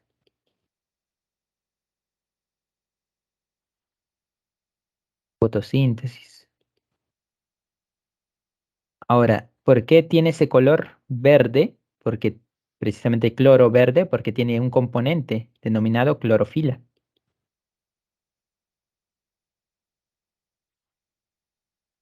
En cambio, otros cromoplastos, como van a ser naranja, va a ser rojo, tienen otros componentes que le dan diferentes colores. Y eso vamos a verlo sobre todo cuando hablemos de algas, ya que las plantas tienen la particularidad de que sus hojas van a ser color verde. En lo que sí va a cambiar, por ejemplo, es en el color de los frutos, ¿no? Donde vamos a encontrar rojo, naranja, etcétera. Eso es debido también a la presencia de cromoplastos, que le dan color, ¿no? Coloración. Coloración. Y ahora, acá hay algo bastante particular, ¿no? Y es que cuando se está formando la planta, esta depende mucho de la luz del sol. Y es que para que se dé la fotosíntesis se requiere luz del sol. Pero ¿qué pasa si una planta no es expuesta a la luz del sol? Y podrán verlo con este verde que se va a generar a partir de cloroplastos no va a ser tan intenso como normalmente debería ocurrir, sino que se torna de un color más o menos atípico, en el cual es un color casi grisáceo o blanco. Y esas plantas tienden a morirse, ¿no? ¿Y es por qué? Porque no se han formado cloroplastos, sino se han quedado en algo llamado etioplastos. Y estos son cromoplastos sin color. ¿Por qué no tienen color? Porque, bueno, no han sido expuestos a la luz. Y la luz es fundamental para que se generen estos cromoplastos, ¿no? Cloroplasto, cromoplasto. Leucoplasto. ¿Cuál es la función? La función es el almacenamiento. Almacenamiento o almacén para sustancias. Y dependiendo de las sustancias que se almacenen, es que tienen ciertos nombres. Proteinoplastos, que te almacenan, como su nombre lo indica, te almacena proteínas. Laioplastos, que te almacenan, como su nombre lo indica, te almacena aceites. Amiloplasto, esto te almacena almidón. Es así, dependiendo de los nombres o dependiendo de lo que almacenan, tienen un determinado nombre, ¿no? Estos son los llamados plastidios. No hay más que decir acerca de ellos. Pasamos a la siguiente diapositiva.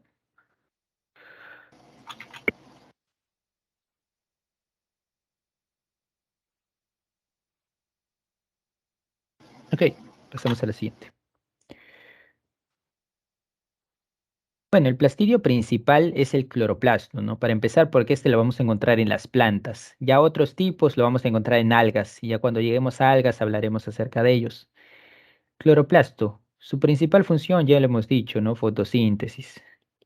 ¿Y qué es la fotosíntesis? Bueno, la fotosíntesis es un tipo de mecanismo anabólico en el cual la planta va a producir su propio alimento, como la glucosa, ¿no? De esa manera la planta solo necesita luz del sol y necesita dióxido de carbono para producir su alimento. Y es por eso que las plantas lo catalogamos como autótrofas. No requieren de seres vivos para producir su alimento. Y eso es gracias precisamente a los cloroplastos. Ahora, ¿qué encontramos en los cloroplastos? Vamos a encontrar ADN y vamos a encontrar ribosomas. Así también tienen una membrana externa y membrana interna. Y si recordamos lo que es una bacteria, nos hará bastante familiar un cloroplasto con una bacteria. Esto como si fuera una bacteria. Y aparte tiene el tilacoide y tiene el estroma, ¿no? Cosas que van a ser bastante importantes para la fotosíntesis. Pero eso ya lo remarcaremos cuando lleguemos a la clase de fotosíntesis. Por ahora se debe remarcar que tiene ADN y tiene ribosomas para sintetizar sus propias proteínas. Es como si fuera una mini bacteria el cloroplasto. Y de hecho hay una teoría que te indica que lo es. ¿Y cuál es esa teoría? Esa teoría se llama teoría de la endosimbiosis. ¿Y qué te dice? Bueno, te dice que hace miles de millones de años había una célula que absorbe. El cloroplasto era una bacteria, era una célula procariota. Y esa célula procariota fue absorbida por una célula más grande. Y esa célula grande se lo quedó. Eso iba a dar origen a las células vegetales. Y es por eso que el cloroplasto tiene esta forma, ¿no? Muy similar a una célula procariota. No tiene núcleo. Tiene ADN, tiene ribosomas, tiene doble membrana. ¿Esa teoría cómo se llama? Esa teoría se llama teoría de la endosimbiosis, ¿no? El cual te dice que el cloroplasto de mucho tiempo fue una célula procariota. Célula procariota. Ya cuando hablemos de la fotosíntesis o del tema del fotosíntesis, hablaremos más acerca del cloroplasto, pero por ahora solamente mencionaremos esto. Pasamos a la siguiente diapositiva.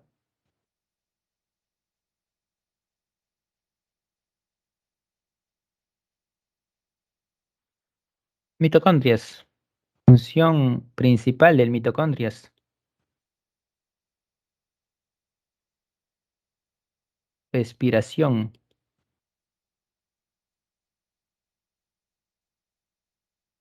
Respiración celular.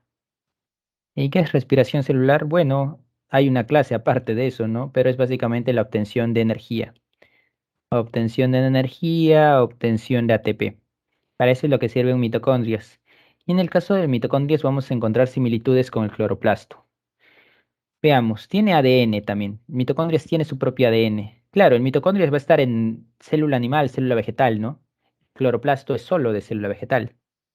Mitocondrias entonces tiene ADN, tiene ribosomas, tiene doble membrana, es como una célula procariota y de hecho la teoría de endosimbiosis te dice también que que la mitocondria hace miles de millones de años fue una célula procariota que terminó siendo absorbida por una célula más grande y ya luego se terminó perdiendo funciones, ¿no? Pero anteriormente fue una célula procariota.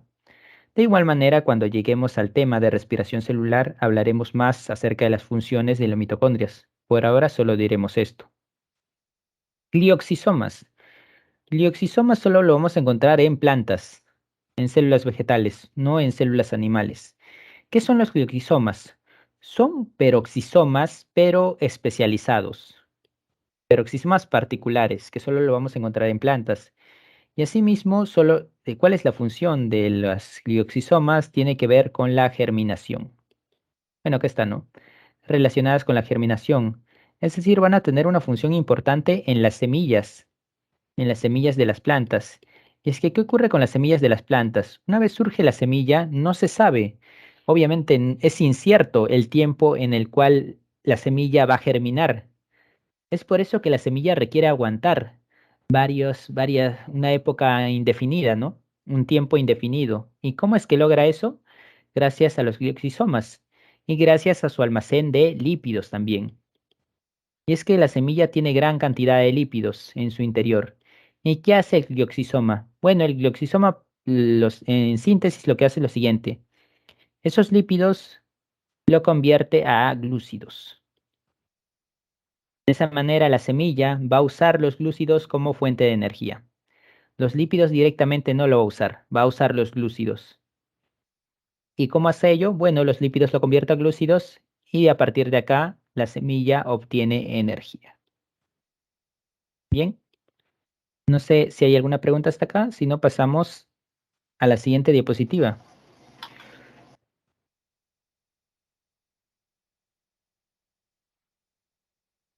Ok, pasamos a la siguiente. Centriolos. Centriolos. Centriolos son esto de acá. Es como si fuera un conjunto de tubos, ¿no? Y de hecho, cada uno de esos pequeños tubitos son los microtúbulos. Y en conjunto denominamos a los centriolos, ¿no? Esto de acá es un centriolo, por ejemplo. Este es otro centriolo. Ahora, los centriolos se agrupan en pares. Y ahí cuando hablamos de dos centriolos, a eso lo conocemos como centrosoma. Un centrosoma es un par de centriolos. Bien. ¿Y para qué sirve el centriolo? Para empezar, otra cosa también que los centriolos es propio de las células animales. No vamos a encontrarlo en las células vegetales, solo en las células animales. Y en las células animales va a haber un hecho que también, el cual se denomina mitosis, el cual va a ser lo siguiente. Lo veremos de igual manera en la clase de mitosis, pero por ahora yendo adelantando. Esto es el par de centriolos y se ubica de esta manera, ¿no? Están en cruz ambos, ¿no? Y a partir de los centriolos es donde se van a formar los microtúbulos. ¿Y los microtúbulos a qué ayudan? Bueno, los microtúbulos ayudan a formar algo llamado uso acromático o uso mitótico. Es así que los centriolos tienen como función la formación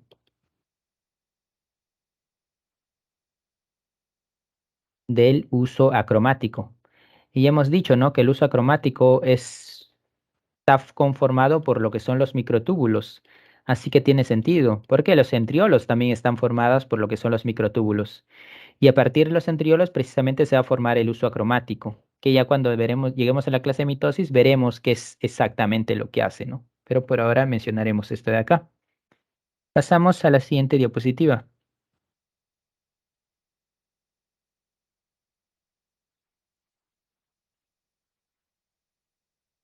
Núcleo.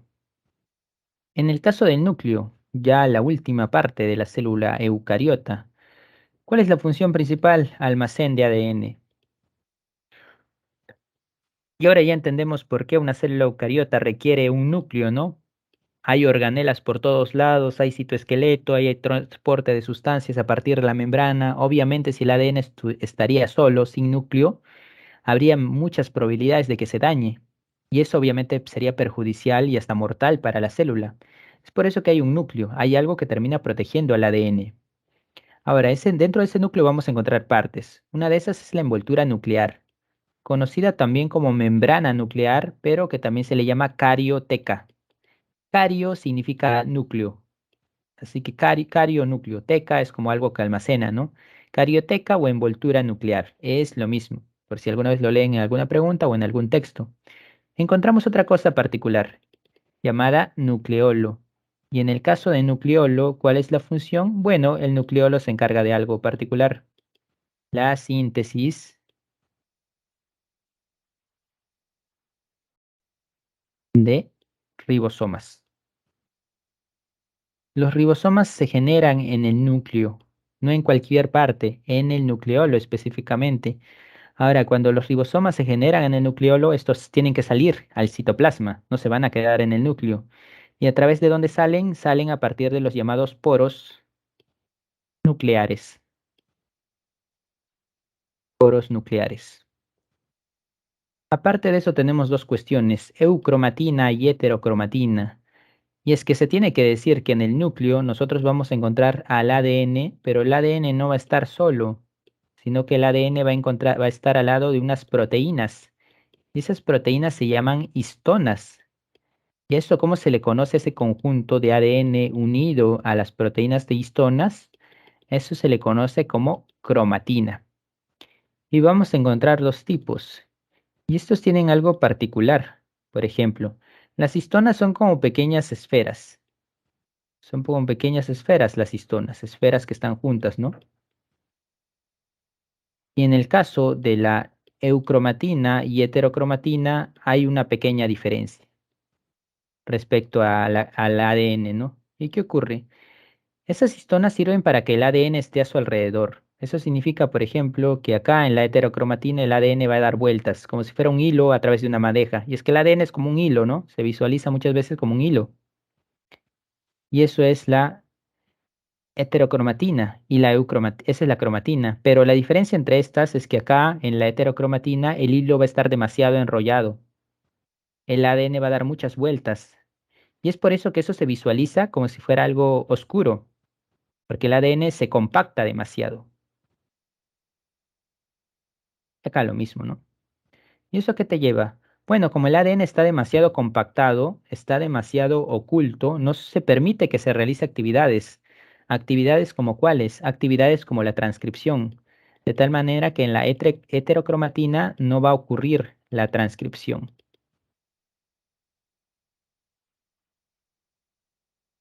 En cambio, en lo que es la eucromatina, el ADN va a estar más descubierto.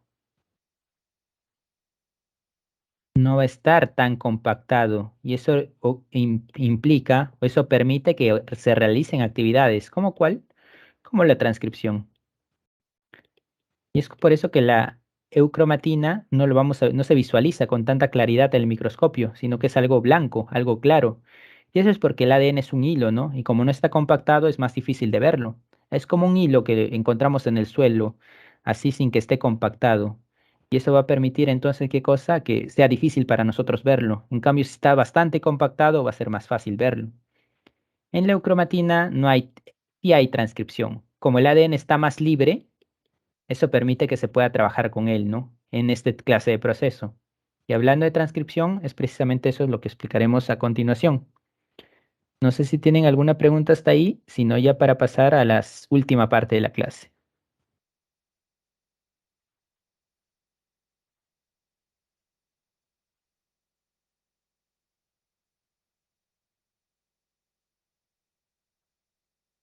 Ok, pasamos a la siguiente diapositiva. Tómenle captura, por favor.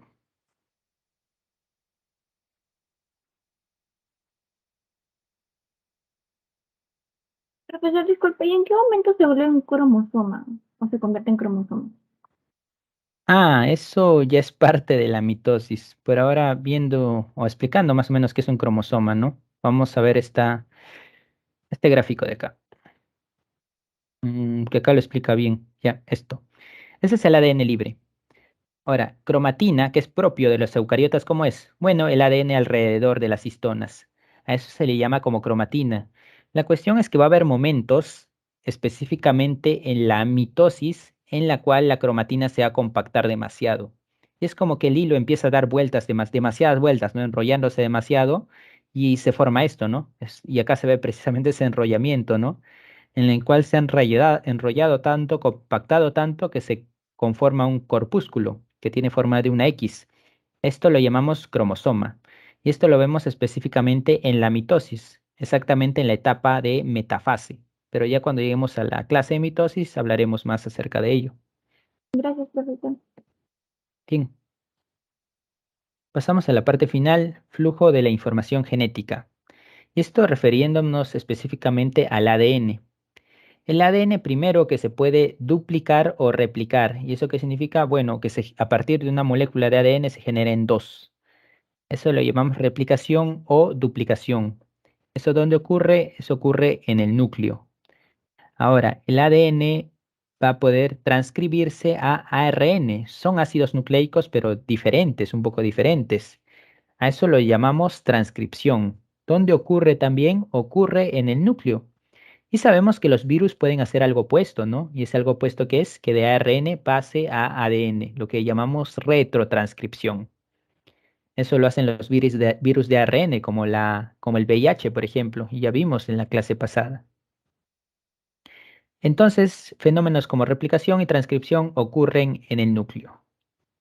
En cuanto a la conversión de ARN a proteínas, esto se conoce como traducción. Y sabemos que ocurre en el ribosoma. ¿Y el ribosoma dónde va a estar? Si bien el ribosoma se forma en el núcleo, no confundir que el ribosoma trabaja en el citoplasma, de tal manera que la traducción ocurre en el citoplasma.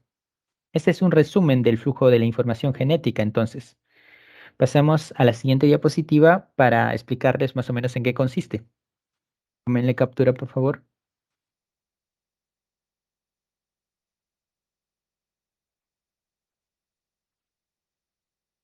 Ok, entonces en la siguiente, comencemos con una de las tres, replicación del ADN.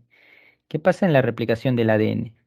Bueno, en la replicación de ADN, una molécula de ADN se va a generar dos. ¿Y eso por qué? Porque eso ocurre en la mitosis, ¿no? En la mitosis, antes de que ocurra la mitosis, una molécula de ADN, que podemos suponer que tiene acá una molécula de ADN, tiene que necesariamente generar otra molécula de ADN. ¿Para qué? Porque la célula se va a dividir.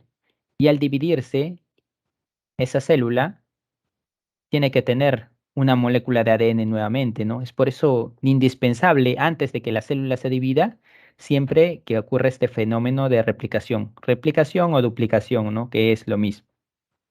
Ahora, ¿cómo ocurre? Si bien acá participan muchas proteínas, la principal, la que genera la replicación del ADN como tal, es una, y esa se llama ADN polimerasa.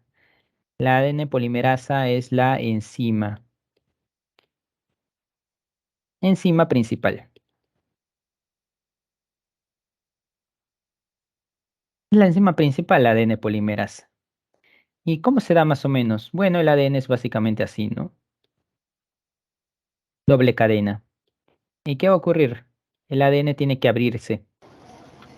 Tiene que abrirse en este sentido, más o menos, ¿no? Tiene que abrirse el ADN en algún punto. ¿Y para qué? Para que acá se genere una nueva molécula de ADN. Y es que una molécula está formada por dos cadenas. Bueno, se tienen que formar dos más entonces, ¿no? Y se va a generar acá y se va a generar acá. Pero esto de acá luego tiene que abrirse, como si estuviéramos cortando algo, ¿no? Con una tijera. ¿Y cómo se llama esa tijera? Esa tijera se llama helicasa. Y esa helicasa se encarga de qué cosa? Bueno, abrir las dos cadenas, ¿no? Abrir las dos cadenas, para que de esa manera se formen una cadena respectiva. Y acá le pondremos, ¿no? Con rojo. ¿Cuál es la cadena nueva, por ejemplo, acá que se está formando? Es esto de acá que tiene color celeste. Esto de acá, ¿no? Esto es lo que se está formando. Es esta la nueva cadena. Se está formando. ¿Quién la forma? La ADN polimerasa. Y se va a seguir formando, ¿no? Mientras que la helicasa sigue cortando para que se vaya a seguir formando. Ese es en una cadena. Cuando se ocurre de manera totalmente directa, ese se ocurre en la cadena adelantada, en la cadena llamada adelantada. Por otro lado, hay una llamada retrasada. ¿Por qué? Porque se retrasa. ¿Y cómo se retrasa? Bueno, no es lo mismo la cadena de acá que la cadena de acá. Son diferentes. Por eso se llama antiparalela. Son diferentes en cuanto a estructura. Acá no puede ocurrir lo mismo, sino que tiene que ser acá en dirección opuesta. Y es decir, por ejemplo, acá se tiene que ocurrir así, más o menos. Acá se construye así y acá finaliza. Y luego se construye así y acá finaliza y luego se construye así. Es decir, es como si tuviéramos cadenas que se vayan construyendo poco a poco. Una parte, están en dirección opuesta. Al final todas se juntan, ¿no? Pero se construyen por pedacitos, por llamarlo así, ¿no? Esos pedacitos de ADN que se están construyendo en esta cadena retrasada, ¿cómo le llamamos? Los llamamos fragmentos de Okazaki. Y esos son esos pedacitos que inicialmente se construyen, ¿no? Al final no es que esté separado, ¿no? Al final todo se va a unir, pero inicialmente se construyen pequeños pedacitos de ADN, ¿no? A eso lo llamamos fragmentos de Okazaki. Y hay varias otras proteínas que participan en la replicación de ADN, ¿no? Pero acá lo que vale la pena recordar es qué cosa, que a partir de una molécula vamos a generar dos y que la enzima principal en este tipo de reacción es la ADN polimerasa. Pasamos a la siguiente diapositiva.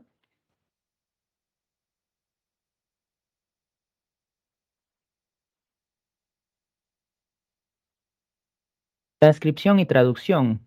Y estas son las otras dos cuestiones, ¿no? Transcripción. Así como pasada en replicación, el ADN se tiene que abrir, pero ya no para formar ADN, sino para formar ARN. ¿Qué tipo de ARN? ARN mensajero. Ahora, ¿cómo se forma ese ARN? No es que va a ser al azar, sino que acá tenemos lo siguiente, ¿no? Por ejemplo, acá tenemos adenina, citosina, timina, adenina, citosina, guanina. Eso es una molécula de ADN, ¿no? Ahora, ¿cómo se va a formar el ARN? El ARN que se forma tiene que ser complementario. ¿Y qué es complementario? Recordarán en nucleótidos que la adenina se une a la timina. En el caso de ARN se une al uracilo y que la citosina se une a la guanina. Esa es la regla en nucleótidos. ¿Y qué ocurre acá? Se va a seguir respetando. Si acá hay adenina, entonces se tiene que formar uracilo. Si acá hay citosina, se tiene que formar guanina. Si hay adenina, se tiene que formar uracilo. Esto que se están formando, ¿qué van a conformar? El ARN mensajero. Es así que se conforma ese ARN mensajero. ¿Y eso cómo lo llamamos? Eso lo llamamos transcripción. Cuando a partir de ADN se va a formar ARN mensajero. ¿Cuál es la enzima principal o proteína principal? A esa la denominamos ARN polimerasa. Similar a la anterior, ¿no? Solo que la anterior se llamaba ADN polimerasa y en cambio esta se llama ARN polimerasa. Esta es la transcripción. ¿Dónde ocurre? Ocurre en el núcleo, al igual que la replicación que ocurría en el núcleo. Ahora, el ARN mensajero va a salir a través del poro nuclear. Y cuando sale, va a ser llevado al ribosoma. ¿Quién va a llevarlo? Va a llevarlo el ARN de transferencia. Por eso se llama transferencia, porque lo transfiere al ribosoma. Ahora, el ARN de transferencia que tiene tres nucleótidos, tiene varios en realidad, pero tiene tres nucleótidos bastante particulares que van a reconocer al ARN mensajero. A eso solo, ¿cómo se les conoce? A eso se les conoce como anticodón. Así se llaman los tres nucleótidos del ARN de transferencia. A su vez, el ARN de transferencia está pegado a un aminoácido, uno de los 20 aminoácidos, no puede ser cualquier aminoácido. Pero básicamente esas son sus partes, no tiene un anticodón. Ahora esto es lo que se va a reconocer es a tres nucleótidos de lo que es el ARN mensajero, pero no cualquiera de los tres, sino a nucleótidos complementarios. Por ejemplo, acá este ARN de transferencia que tiene el TAC, ¿a quién va a reconocer? A tres nucleótidos que sean complementarios. ¿Y esos nucleótidos, cómo se llaman? Esos tres nucleótidos del ARN mensajero. Esto lo llamamos codón, que son precisamente tres nucleótidos del ARN mensajero, que van a ser reconocidas por el ARN de transferencia. Entonces, ¿qué sucede? El ARN de transferencia detecta los nucleótidos complementarios y lo lleva ¿a dónde? Lo lleva al ribosoma. Y el ribosoma entonces ¿va a encargarse de qué? Va a encargarse de unir los aminoácidos del ARN de transferencia. Este se une a este se une a este y se va construyendo, ¿no? La cadena de esferas, la cadena de aminoácidos, que en realidad es la proteína, ¿no? Una proteína es una cadena de aminoácidos. Y de esa manera, a partir de ARN mensajero, se va a ir construyendo una proteína con determinados aminoácidos. ¿Esto dónde ocurre? Esto es la traducción o síntesis de proteínas que ocurre en el ribosoma. Pasemos a la siguiente diapositiva.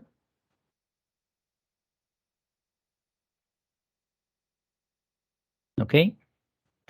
Y llegamos a la última, código genético. ¿Y qué es lo que ocurre?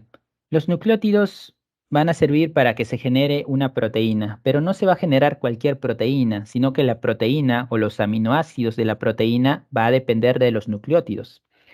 Y es así como dependiendo de tres nucleótidos, un codón, tres nucleótidos, un codón, recuerden que es lo mismo, se va a generar un determinado aminoácido. Ahora, hay hasta 64 combinaciones posibles de los nucleótidos, y es que hay cuatro nucleótidos posibles, ¿no? Si hacemos 4 al cubo, que es como se resuelve esto, tenemos 64 combinaciones posibles. Obviamente no tenemos que recordar la mayoría de ellos, pero sí algunos. Y a esta relación de nucleótidos o de ARN mensajero con proteínas, o de más específicamente, ¿no? Codones con lo que son aminoácidos, a esa relación nosotros lo conocemos como código genético. Y a partir de 64 combinaciones posibles es que se va a generar aminoácidos diferentes. ¿Cuál vale la pena recordar? El inicial. Y es que, ¿qué ocurre? Cuando el ARN mensajero es llevado al ribosoma, no significa que el ribosoma vaya a sintetizar inmediatamente a la proteína, sino que el ribosoma responde a una señal. ¿Cuál es esa señal? La AUG. Si el ribosoma no te detecta a estos nucleótidos, no te detecta este codón que, para recalcar, te sintetiza la proteína, el aminoácido, perdón, metionina, el ribosoma no va a sintetizar nada. Si no detecta ese codón, no sintetiza nada. Es así que requiere necesariamente reconocer a este, que se llama codón de inicio. Ahora, ese es el codón de inicio. ¿Cuáles son los codones llamados de terminación? El ribosoma se va a encargar de sintetizar al aminoácidos, proteína con determinada cantidad de aminoácidos, siempre y cuando no detecte a los siguientes. Y es que si el ribosoma detecta a estos codones llamados UAA, UAG o UGA, inmediatamente detiene el proceso de síntesis y se corta la cadena, es decir, la proteína ahí se acaba, ¿no? Con los aminoácidos que tenga se deja de crear. De tal manera que vale la pena recordar, ¿no? El codón de inicio, esa es la señal de inicio para que para que el ribosoma genere la proteína, y los codones de terminación, que son las señales que requiere el ribosoma para dejar de crear a la proteína. Hasta ahí quedó todo claro para ya pasar a darle las claves. Sí, todo claro. Profesor, disculpe, lo de codón y anticodón en la traducción, ¿podría volver a explicarlo, por favor? No entendí muy bien esa parte. Bien, el codón es propio del ARN mensajero. El anticodón es propio del ARN de transferencia. ¿Qué ocurre? El anticodón se va a unir al codón. Tiene que reconocerlo. Lo reconoce y lo reconoce ¿por qué? En base a esta regla, ¿no? Si cumple esta regla de complementariedad, entonces lo reconoce. Y lo reconoce, ¿y qué ocurre? Lo lleva. ¿Lo lleva hacia dónde? Hacia el ribosoma. De tal manera que en el ribosoma se van a ensamblar los aminoácidos, ¿no? Se van a ir uniendo esfera, esfera tras esfera, aminoácido tras aminoácido, para generar la proteína. Acá lo que vale recordar es esto, ¿no? El anticodón, ¿dónde lo encontramos? ARN de transferencia. Y el codón, ¿dónde lo encontramos? ARN mensajero. ¿Y por qué se llama así anticodón y el otro codón? Bueno, codón viene de código, ¿no? Y el código te lo da el ARN mensajero. Y el otro, como lo reconoce, por eso se llama anticodón, ¿no? Y eso es lo que tendríamos que recordar. Gracias, profesor. Ok, pasamos a darle las claves entonces. Tenemos 7 minutos.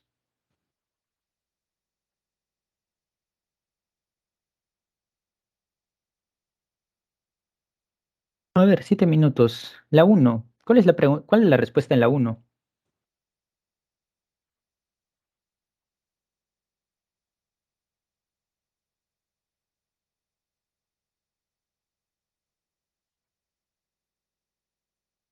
No,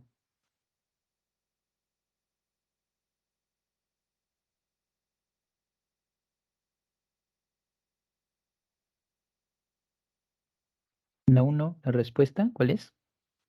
La célula está delimitada por organelas, tal, tal, tal, tal. Estas organelas permiten, ¿qué permiten esas organelas? La B.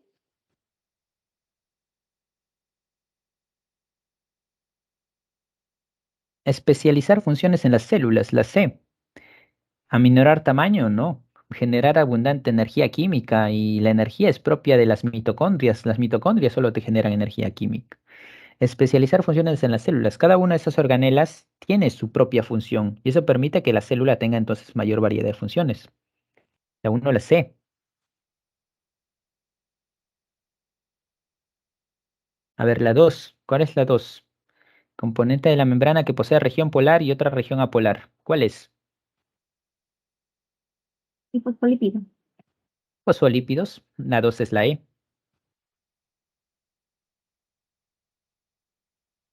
E.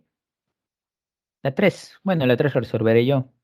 En la membrana de plantas existe ergosterol, y ergosterol no hemos mencionado para nada, ¿no? Pero bueno, ergosterol es algo similar al colesterol, pero no está en plantas, está en hongos. Así que la primera es falsa, el primer enunciado es falso. Permite mantener gradientes solutos y eso sí lo hemos mencionado. Eso sí es verdadero en cuanto a membrana celular. Participa comunicación celular y transporte también, verdadero. La 3 es la A. Es la A. A ver, la 4. ¿Cuál es la respuesta en la 4?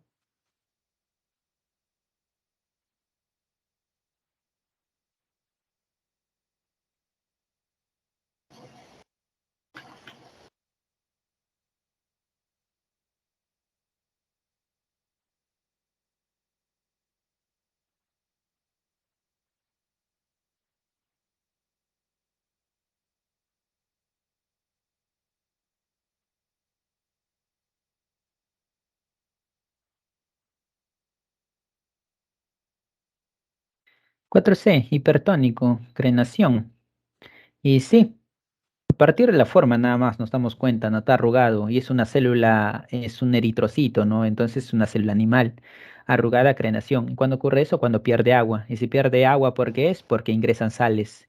Y eso es porque en el medio hay gran cantidad de sales, hipertónico.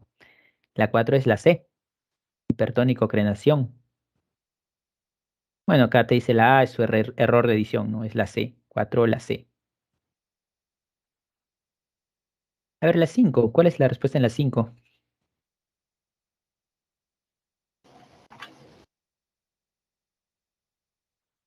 ¿El cloroplasto? Sí, cloroplasto, inmediatamente, células fotosintéticas, cloroplasto. La 5 es la E, 5E. La 6, la 6, bueno, la 6 la resolveré yo. Respiración, mitocondria, autofagia, lisosoma, traducción, ribosoma, secreción, golgisoma. Eso creo que es a ver, 1D, 2C, 3A, bueno, es la A, ¿no? La 6 la A. La 6 es la A, sencillo, simplemente relacionar funciones. La 6 es la A. La 7, a ver, ¿cuál es la 7? La respuesta en la 7.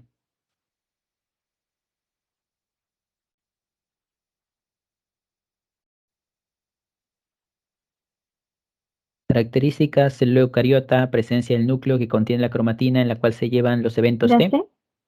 Sí, la C. Hay dos Cs, ¿no?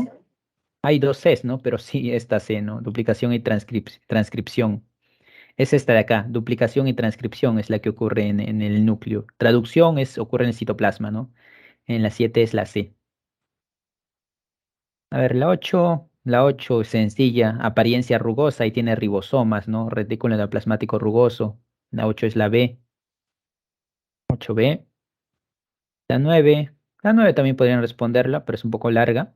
Paso de agua por una membrana, osmosis, lo que es ingestión de partículas extrañas, fagocitosis, ingreso de potasio con gasto de energía, transporte activo y liberación de sustancias de desecho, lo que termina siendo excreción, ¿no? Exocitosis o excreción es lo mismo, ¿no? A ver, la 9 la B. La 9 es la B, ¿ya? La 9 la B.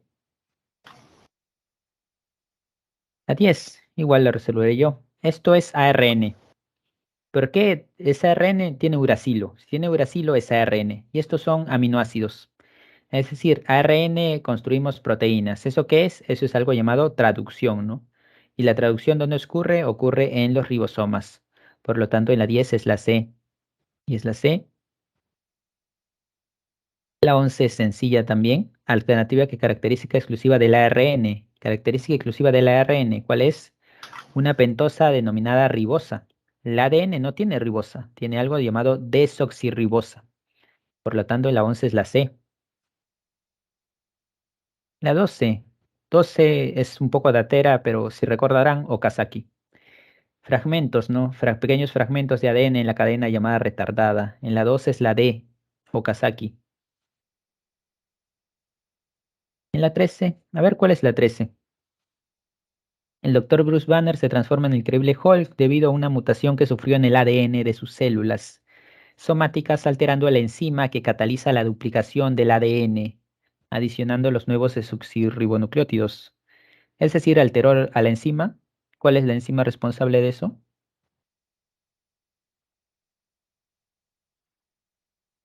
Elicasa.